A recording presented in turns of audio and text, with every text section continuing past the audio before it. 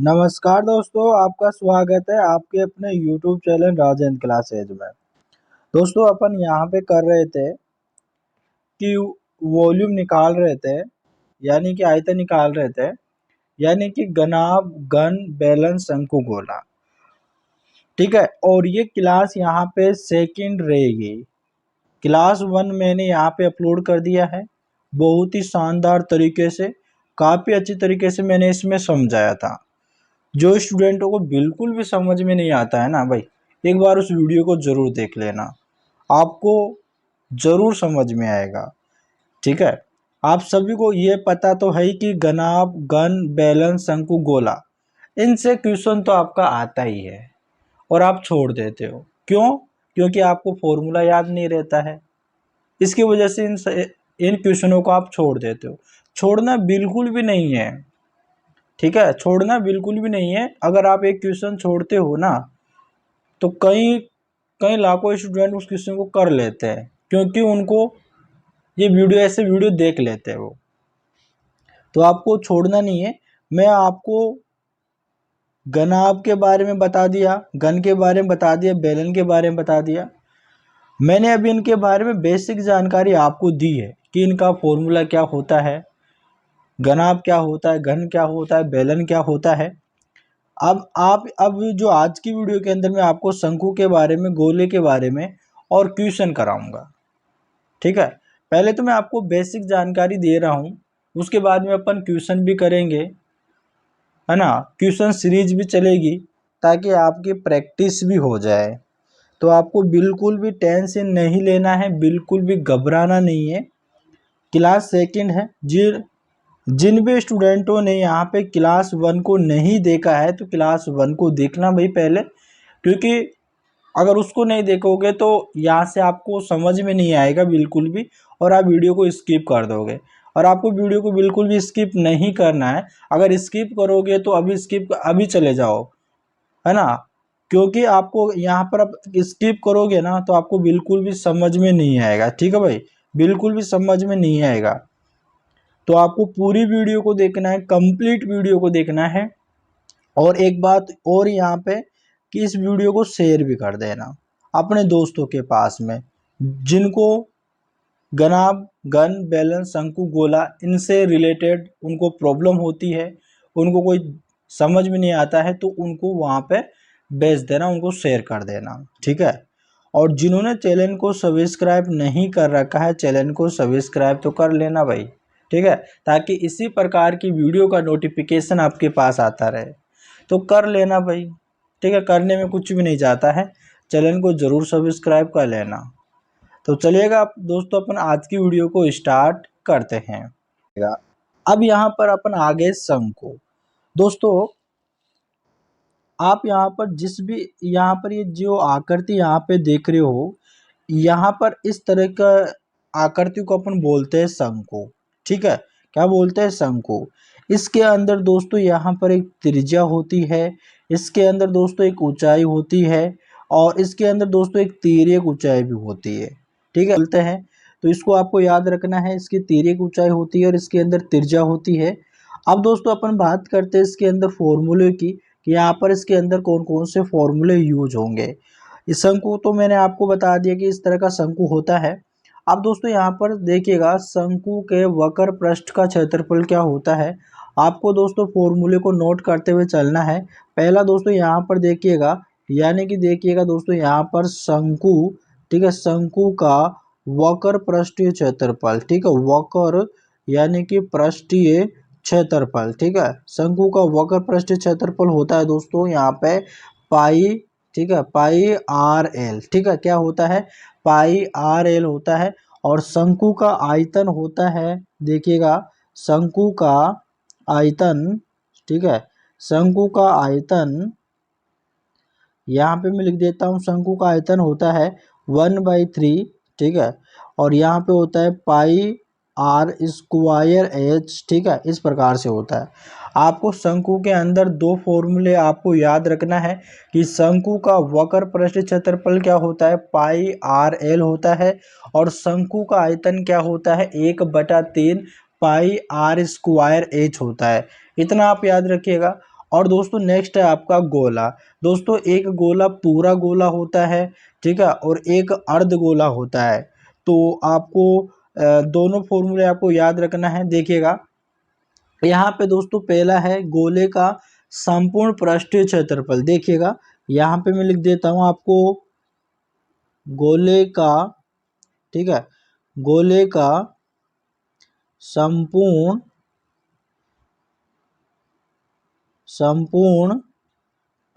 पृष्ठीय क्षेत्रफल, ठीक है, पृष्ठीय क्षेत्रफल यहाँ पर आपको करना है 4 पाई आर स्क्वायर, ठीक है, यहाँ पर आपको कर लेना है।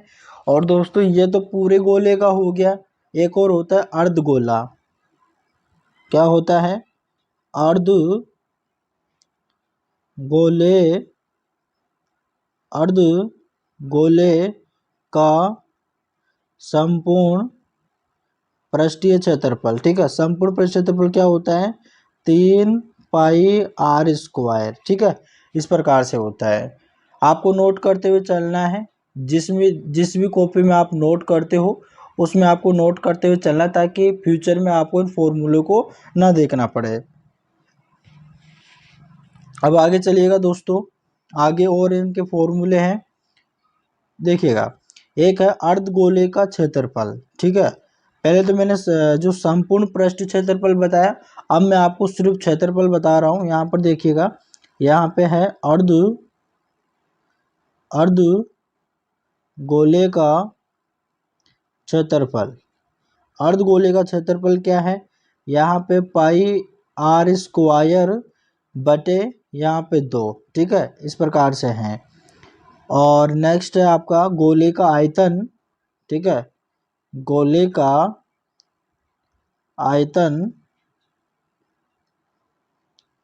गोले का आयतन, गोले का आयतन है 4/3 पाई आर का क्यूब, इस प्रकार से इसका आयतन हो जाएगा।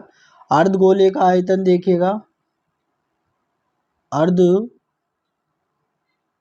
गोले का आयतन, अर्ध गोले का आयतन होगा 2/3 और पाई आर का क्यूब, इस प्रकार से होगा, ठीक है। अब दोस्तों यहाँ पर सभी स्टूडेंटों को ध्यान देना है। देखिएगा जो फॉर्मूले हैं ना, उनको तो आपको याद तो करना ही पड़ेगा। ऐसा तो है ही नहीं है कि इसमें कोई समझाने की कोई वो नहीं है। इसमें दोस्तों बताइए आप इसमें क्या समझाऊं, ठीक है, इसमें बताओ, आपको समझाने का कोई है ही नहीं है। शंकु मैंने इस प्रकार से होता है। तो शंकु के अंदर इसके जो फॉर्मूले होते हैं, जैसे कि शंकु का वक्र पृष्ठ क्षेत्रफल, तो इसका वक्र पृष्ठ क्षेत्रफल होता है पाई आर एल, और शंकु का आयतन होता है 1/3 पाई आर स्क्वायर एच होता है। और गोला है, तो गोला भी दो टाइप का होता है, एक पूरा गोला होता है, दूसरा अर्ध गोला होता है। तो यहाँ पर मैंने गोले का संपूर्ण पृष्ठ क्षेत्रफल 4 पाई आर स्क्वायर कर दिया है। अर्ध गोले का संपूर्ण पृष्ठ क्षेत्रफल 3 पाई आर स्क्वायर, अर्ध गोले का क्षेत्रफल पाई आर स्क्वायर बटे 2, और गोले का आयतन होता है 4/3 पाई आर क्यूब होता है। अर्ध गोले का आयतन होता है 2/3 पाई आर का क्यूब होता है।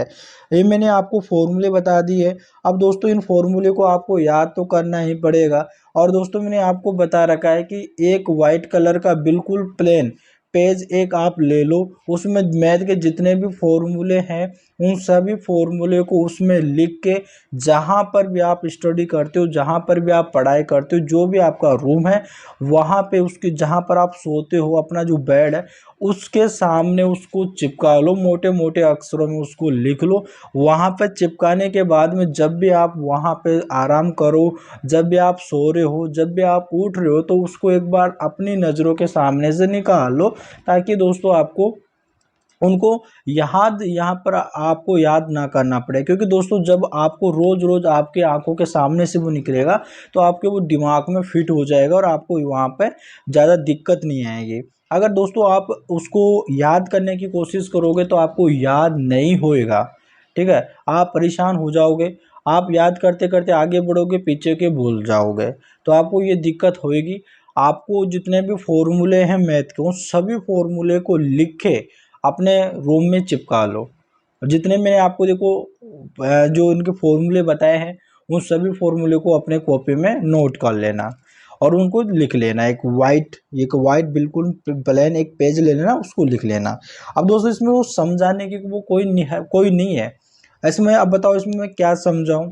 इसमें कोई समझाने का वो नहीं है, सिर्फ आपको जो मैंने फॉर्मूले बता दिए हैं। अब दोस्तों जो क्वेश्चन है, क्वेश्चनों को अपन करेंगे, जितने हो सके उतने क्वेश्चन मैं आपको इसके अंदर कराऊंगा और आपको समझते हुए चलना है, ठीक है भाई। अगर दोस्तों इसके अंदर कुछ समझाने की कोई चीज़ होती तो मैं ज़रूर समझाता आपको, बिल्कुल तोड़ मरोड़ के कैसे भी करके, लेकिन इसके अंदर कोई समझाने का वो नहीं है। आपको तो मैंने जो बताना था मैंने इसके अंदर बता दिया है। अब दोस्तों अपन इसके क्वेश्चन करते हैं और आगे बढ़ते हैं, ठीक है भाई। तो चलिएगा भाई, अब दोस्तों अपन आगे क्वेश्चन पे आराम से आपको देखिएगा, बढ़िया से मौज मस्ती करते हुए आपको आराम से क्वेश्चन करते हुए चलना है। बिल्कुल भी कोई टेंशन नहीं लेना है, बिल्कुल भी आपको वो नहीं करना है। आपको क्वेश्चन समझाते हुए चलूँगा बिल्कुल सिंपल तरीके से, ठीक है। तो आपको समझिएगा, देखिएगा दोस्तों, पहला क्वेश्चन दे रखा है यहाँ पे कि यहाँ पर दे रखा है एक कमरे की लंबाई 15 मीटर तथा उसकी चौड़ाई 8 मीटर तथा ऊंचाई 6 मीटर है। तो इसमें रखे जा सकने वाले बांस की अधिकतम लंबाई क्या होगी? दोस्तों इस प्रकार का क्वेश्चन दे रखा है। अब देखिएगा दोस्तों, इसमें ज़्यादा आपको वो दिमाग नहीं लगाना है। सबसे पहले आपको यह सोचना है दोस्तों,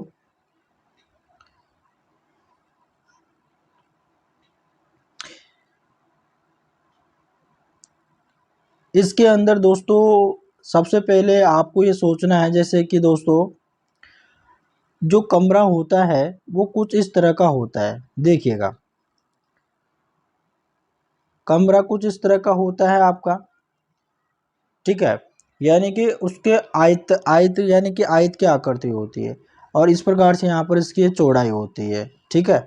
यहाँ पर चौड़ाई होती है, ठीक है। दोस्तों यहाँ पर दे रखा है कि उसकी जो लंबाई है वो दे रखा है कि 15 मीटर है, ठीक है। ये इसकी लंबाई हो गई और उसकी जो चौड़ाई है यानी कि ये दे रखा है 8 मीटर दे रखा है और उसकी ऊंचाई यहाँ पे 6 मीटर दे रखा है। इतना आप समझ गए। ये कमरा है कुछ इस तरह का और उसकी जो लंबाई यहाँ पे 15 मीटर दे रखी है, चौड़ाई 8 मीटर है और उसकी ऊंचाई 6 मीटर है, इतना है। अब दोस्तों क्वेश्चन को समझो, इसमें यहाँ पर दे रखा है तो इसमें रखे जा सकने वाले बांस की अधिकतम लंबाई क्या होगी? दोस्तों कमरे के अंदर बांस को आप कैसे लेकर जाओगे? अगर मान लो आपका एक कमरा है और उस कमरे के अंदर आप एक बांस को लेकर जाते हो, तो दोस्तों आप बताइएगा कि उसको अधिकतम जो बांस की लंबाई कैसे निकालोगे? यानी कि दोस्तों यहाँ पर कैसे निकालोगे? ऐसा तो है ही नहीं है कि उस बांस को यहाँ पर ऐसे खड़ा कर दोगे या फिर दोस्तों उस बांस को यहाँ पर इस कोने यहाँ पर इस दीवार से यहाँ पर इस दीवार तक लेकर आ जाओगे। ऐसा तो बिल्कुल भी नहीं होगा। अधिकतम लंबाई कैसे निकलेगी? अधिकतम लंबाई निकलेगी दोस्तों एक कोने से लेकर उसका मुंह दूसरे कोने की तरफ कर दो। अब दोस्तों ये क्या हो गया? विकर्ण हो गया, ठीक है। क्या हो गया है? विकर्ण हो गया है। तो दोस्तों कमरे का विकर्ण, अब दोस्तों आपको समझ में आ रहा है कि ये आकृति जो है वो एक घनाभ की तरह है। घनाभ भी बन चुका है और दोस्तों मैंने बता रखा है कि घनाभ का विकर्ण क्या होता है, ठीक है। तो यहाँ पर घनाभ का विकर्ण या फिर दोस्तों कमरे का विकर्ण एक समान होगा। तो यहाँ पर आप लिख लो कि कमरे का विकर्ण, ठीक है। यानी कि कमरे का विकर्ण आपको दोस्तों समझते हुए चलना है, ठीक है। यहाँ पे मैंने लिख लिया कमरे का विकर्ण। अब दोस्तों यहाँ पे घनाभ में मैंने क्या बताया था? अंडर रूट, यहाँ पे बताया था कि लंबाई का स्क्वायर प्लस यहाँ पे चौड़ाई का स्क्वायर, ठीक है। चौड़ाई का स्क्वायर प्लस और यहाँ पे ऊंचाई का स्क्वायर, ठीक है। क्या करो यहाँ पे? ऊंचाई का स्क्वायर, इतना कर लिया। अब दोस्तों यहाँ पर देखिएगा अंडर रूट ठीक है। अब दोस्तों यहाँ पर लंबाई कितना है, 15 है, तो यहाँ पे क्या कर लो, 15 का स्क्वायर कर लो, ठीक है, प्लस, और दोस्तों यहाँ पर चौड़ाई कितनी है, 8, तो यहाँ पे 8 का स्क्वायर कर लो, प्लस ऊंचाई कितनी है, 6, तो 6 का स्क्वायर कर लो, ठीक है, इतना कर लो। इतना करने के बाद में दोस्तों आप इन सभी का स्क्वायर आप निकाल लो। 15 का स्क्वायर कितना होता है, 225 होता है, प्लस 8 का स्क्वायर कितना होता है, 64 होता है, प्लस 6 का स्क्वायर कितना होता है, 36 होता है। इतना कर लिया। इतना करने के बाद में दोस्तों यहाँ पे आपको इन सभी को जोड़ना है।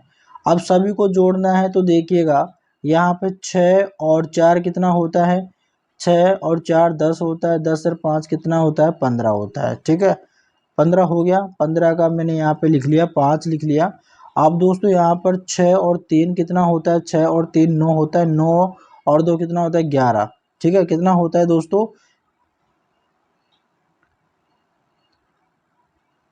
ठीक है, यहाँ पे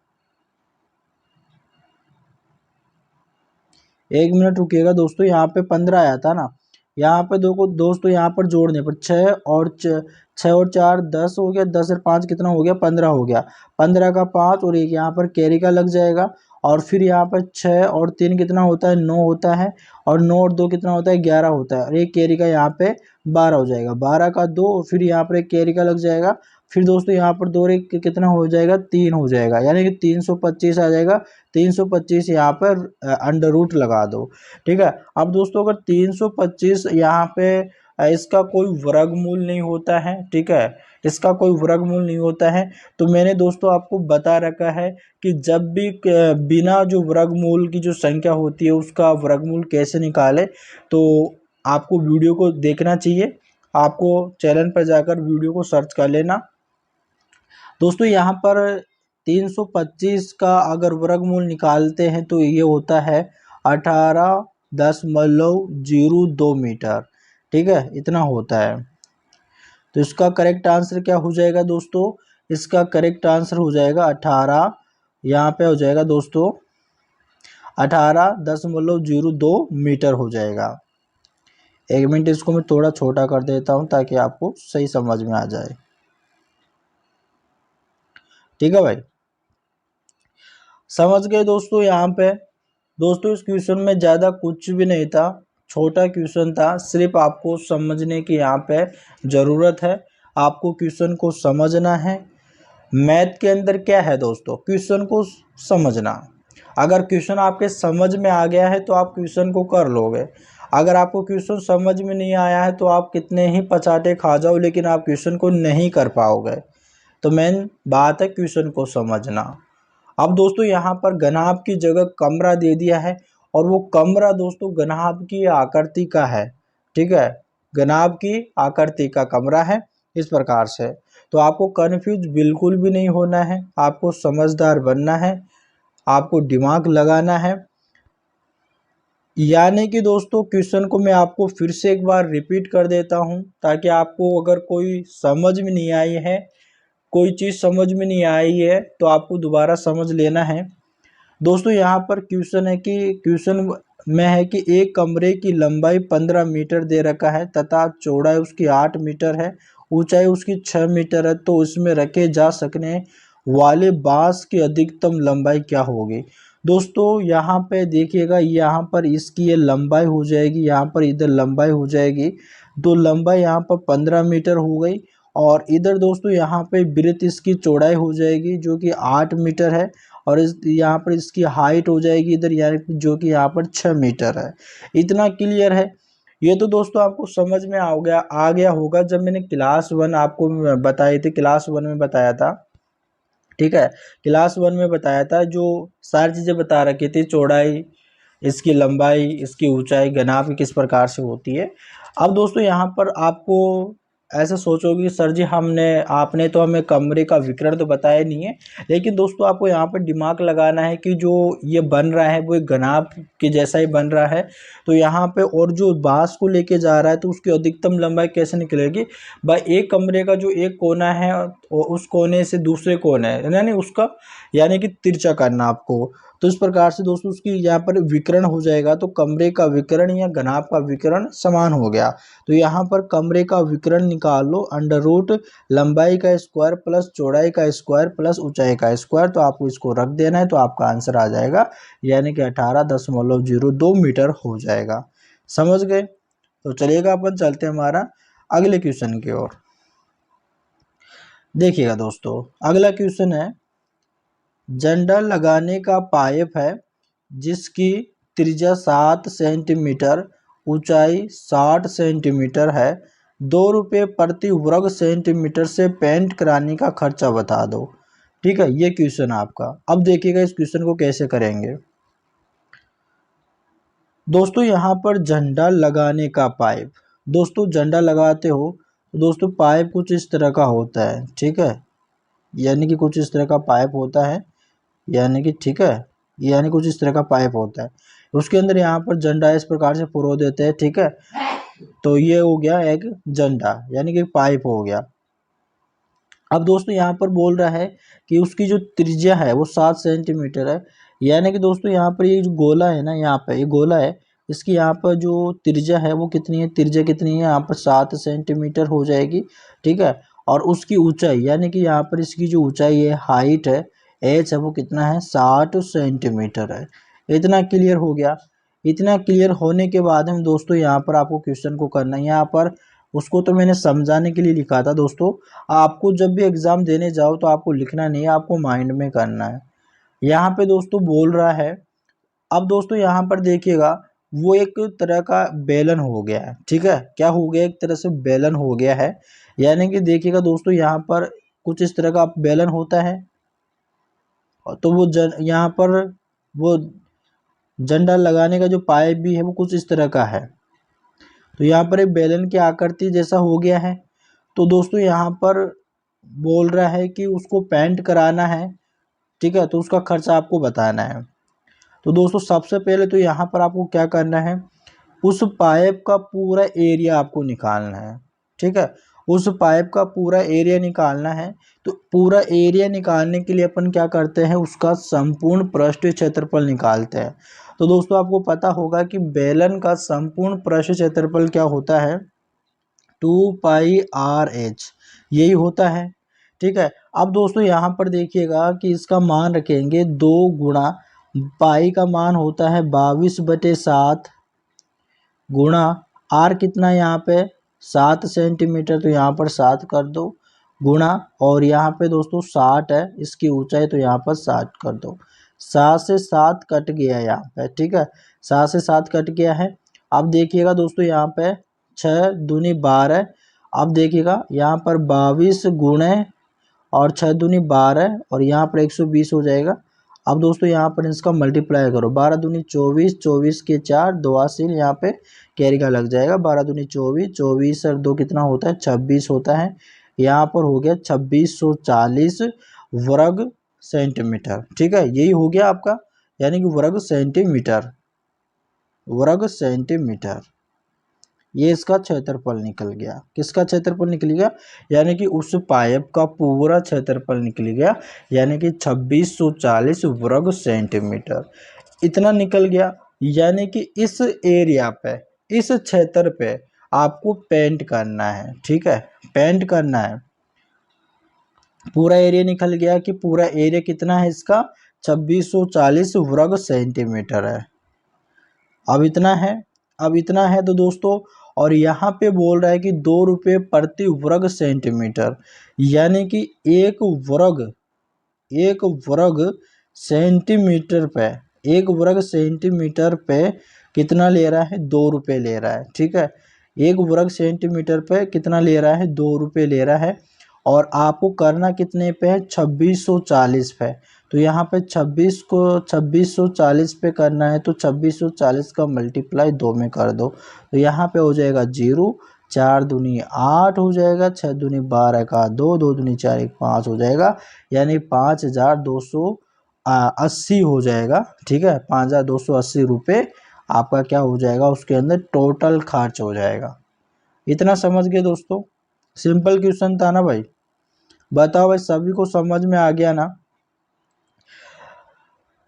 दोस्तों यहाँ पर इस क्वेश्चन में ज़्यादा कुछ भी नहीं है।